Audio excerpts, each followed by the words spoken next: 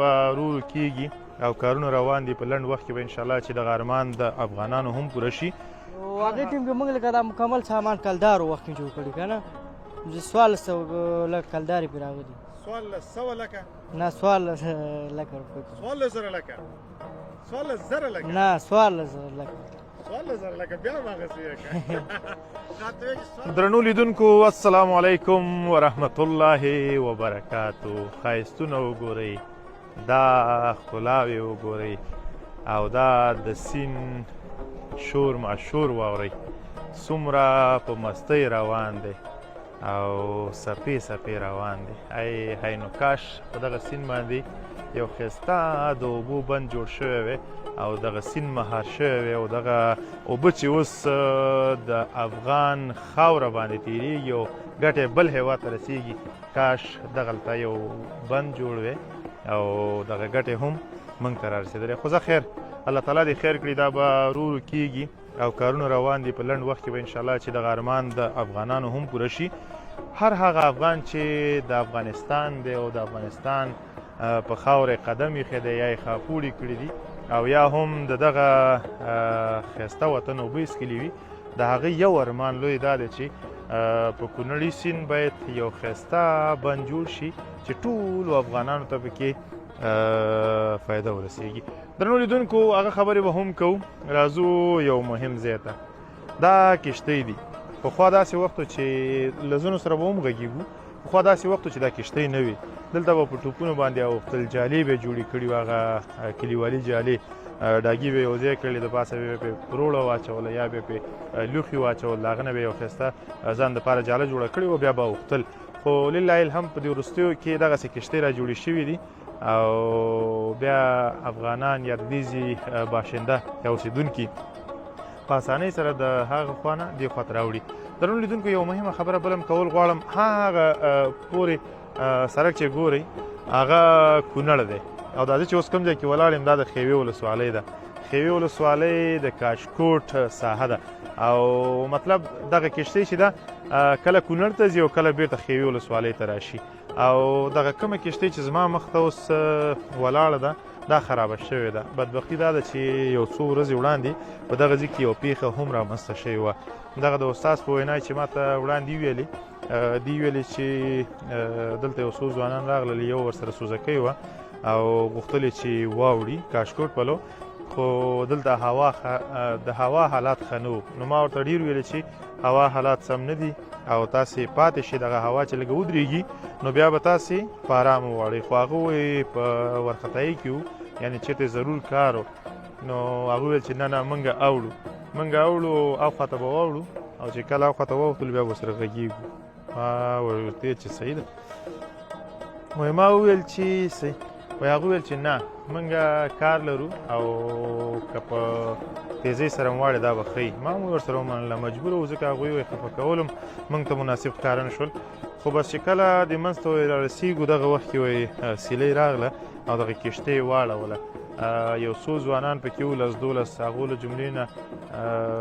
په ډېر تعصب سره به دوی هم ډېر خفه هم یم. 2 کسان تر دې دمه لا معلومات یې نشته چې چېرته دي او سیند وړي دي، بار ووتل، که اوس هم د سیند منځ کې دي ورک دي او هغه سوزکۍ هم هماغسې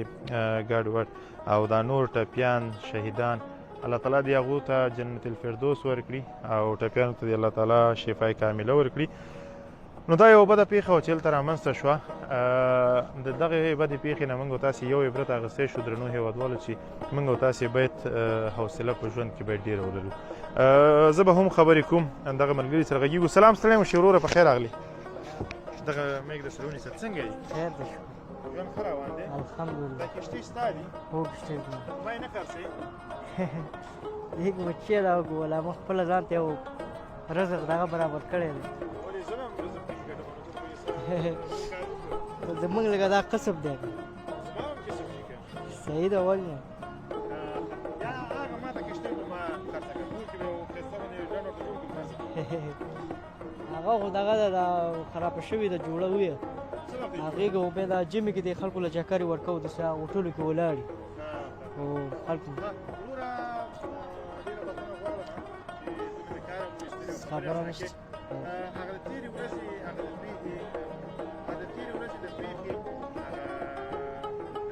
دي تا ما ته یې فکر کوي نه من خپله نه وو پېښه چې وشوله ملګري م زنګ وواهه داسې کار وشو بیا 14 نفر وو 8 نفر چې دی په دې راایستلي وو دې کې جنریټر و دې کې بیا 8 نفر یې ژوندي ایستلي وو 8 یې وړي وو 8 کې بیا اوس چې دی 6 پیدا شوي 2 ورک دي نه نفر پسې ګرځي اوس دا د څه له وجې پوهېږي دا دغه طوفان راغلی و زموږ ملګرو ته ویل چې لږ صبر وکړه حوصله مو نه او بس دوی ویل چې نه زما ضرور کار دی او باد و باران نه هلی موږ سره زنانه دي او بس چې راجي کړی دی هاخوا کښتۍ هم نه راتله ډیکه کړې وه 5 نفر وو باندې هغه چې کښتۍ راډیکه شوې وه غاړه کې اوبه ډب دي همسې بره باد وړې وه بېرته چې دې منځ ته راغلې وه نو بېرته ښکته راځي دا کار دې تیز اوبو کې ښکته راغلې هغه کیبل چوزکي د شټپنۍ پاس دې باډۍ کې نښتې وه همسې هرتلې هو ولې بلکل هو دا راته وایه چې دغه کښتۍ دې څومره وخت کېږي چې د دې چلول دې زده کړي یا تقریبا د دې خو موږ پخوا نه په دري قصب دی او دا کښتۍ چې دي دا دلته هم چې دی دا 8 کال روان دی 8 کال 8 کاله کېږي ته دا کار کوي دا کار کوو کوم دغه نه شوی بس څه کال بس څه کار وشو بس دا د الله تعالی د لورې پېښې وي چې مرسته د عبرت لپاره کېږي او ځینو انسانانو په دې کې پوره وي هغه دې الله تعالی وبخي د کښتۍ په اړه ونه دوی دا په یو دانه په څو جوړېږي نو هغې ټیم کې موږ لکه دا مکمل سامان کلدارو وخت کې جوړ کړي که نه 1400 لکه کلدارې پرې راغلي 1400 لکه نه 14 لکه 14 لکه 14 لکه نه 14 لکه 14 لکه بیا ما غوښتل راته وایي چې 14 لکه یعنی هغه وخت کلدارې قیمت وي هو قیمت اصول کې ماتېدل هو یعنی اوس حساب کې 14 لکه افغاني ولا کېشته افغاني او دا تخته چې داسې لګولې دا تخته د کوم ځای دا نختر خې او دا نختر دی دا امبر چې سره کې جوړ کړي چې سره کې جوړ کړي دا د یو کس هغه سوالې څو دي چې خاطر اړ 10 روپے او زه چې دی خو دراوه ته ما نه پیسې وانه وستري پروا نه کوي د دې ملو هو دا ته وایي چې د ورځې څومره پیسې آیت الله سکیل بس دا شان دکانداري د کله زر شي کله یو نیم زر شي دکانداري نه کله یو نیم زر شي کله زر شي بس او دې کې سره بل څوک شریک دی که یوازې دی 3 نفر به شریکان 3 نفر شریکان هغوی مې کله کله راځي هو یو هغه دی که نه هلته چې ولاړو یو بل د مړو پسې ګرځي 2 نفر اوس هم ګرځي هو که 2 کسان دا راته وایي چې په دغه کې یوازې انسانان تاسې انتقالوي که نه دې کې هر رقم شی موږ دا کوو چې ضرورت وي بس پکې څوک 2 غواګانې راوړي هم پورې بس پورې باسي او د غواګانو څو روپۍ اخلي غواګانو 10 روپۍ غواړي 10 روپۍ غواړي اوس پلی شو ما ته هو ولې زه یو چکر راکړم درنو لیدونکو په عامه اصطلاح د تویم د دې کښتۍ ډریور دغه کښتۍ اوس سټارټۍ نه د دې خپله هنر دی او ځوان ته ګورې اوس دا پړی یې کش کړه اوس یو څه کوي ورسره نه پوهېږم چې څه شی کوي اوس څنګه روانېږي دا نه په دې خو مې پوهېږه دا ډیکه چې دې ورکړله دا اوس څنګه روانېږي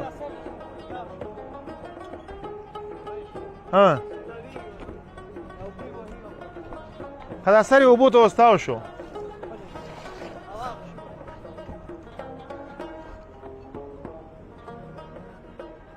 چی وایي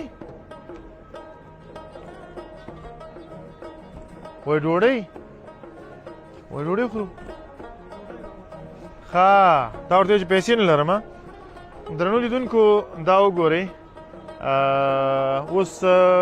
سیند منځ ته تقریبا رسېدلي یو ورو ورو اوس روان یو اخوا ته اړو هلته نو نور خلک هم شته دی چې هغه به بېرته دې خوا ته راوړي بس د دې همدا کار دی او یو خبر ته وکړم درنو لیدونکو چې نابلده وئ په دغه ځای باندې بیا تاسې مزل هم نشئ کولی ځکه یو څه ویره احساسېږي همدا اوس زه تاسې سره خبرې هم کومه خو داسې ډار په همدا اوس تاسې سره خبرې هم کومه ډار او ویره په زړه کې لرم نو په دې هیله چې تاسې هلته کله راځئ ډاډه ودرېږئ هېڅ ستونزه نشته دی ما ته مه ګورئ چې ولا دا هم ډارېدو زه به هم ډارېږم نه داسې خبره ونه کوي او دا وګورئ څومره ښایسته د سیند منځ ته راورسېدو که خدای کول نه منځ ته خو نه رسېدلي او بله جالبه خبره دا ده چې هغه کونړ او دا د خیوه او بس کونړ نه خیوې ته 10 روپۍ کرایه ده که څوک یې نه مني راشي چې زم بوزم ورته دې کښتۍ کې کښېنئ بس کاشکوټ ته راواوړئ 10 روپۍ بېرته چې کونړ ته راوړئ 10 روپۍ دا د یو څه صورت هم زیات شو ځکه د سیند منځ ته راورسېدلو او اوس نو کرار کرار راوخته کېږي دا کښتۍ او دلته ښایسته یخه هوا هم لګېږي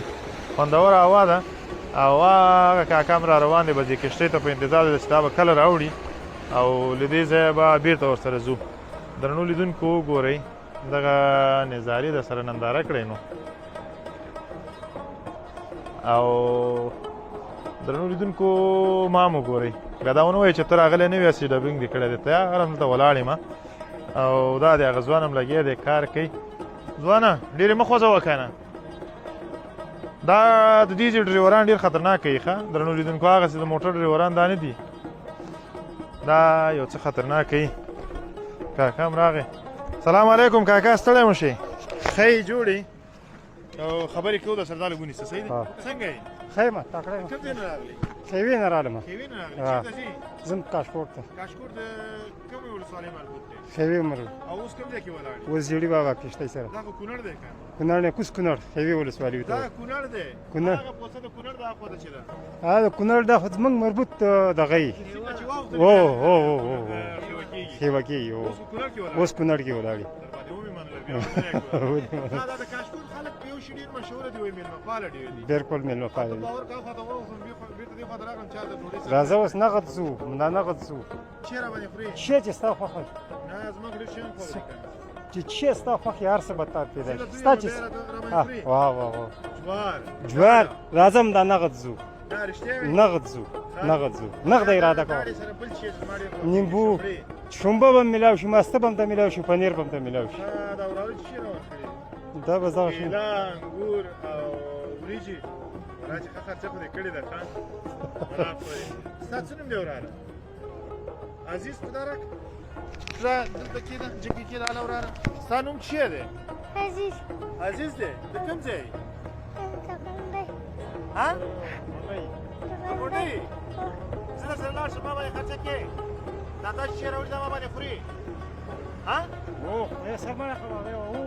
دا رښتیا وایي خبرې کوه که نه موږ خو ستا خبرو ته کېږو خبرې نه کوې ډېره مننه کور دې ودان چې دومره خو دې راسره خبرې وکړلې کاکا کور دې ودان چې راسره وې څو خبرې دې راسره وکړلې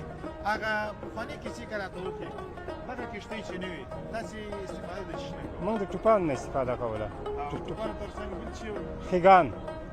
بالون نه به خیګان ویستل هغې نه به ټوپان خیګان جوړول بیا به جالوان هم دې له نیولې وو جالوان به بیا خیګ کې ایسته ثابته نو موږ به بیا د خیګانو جاله چې ده خیګانو جاله به هم جوړوله خیګانو جاله به هم جوړوله بیا به خیګانو جاله باندې موږ پورې وتلو یوه کې ټوپان وو دلته او د خیګان نه بیا وروسته ټوپان شولو ټوپان شو او او اوس چې راوړې ها. کله که درسره پیسې نه وي ها دوی درسره لانجې کوي نه نه لانجې را سره نه کوي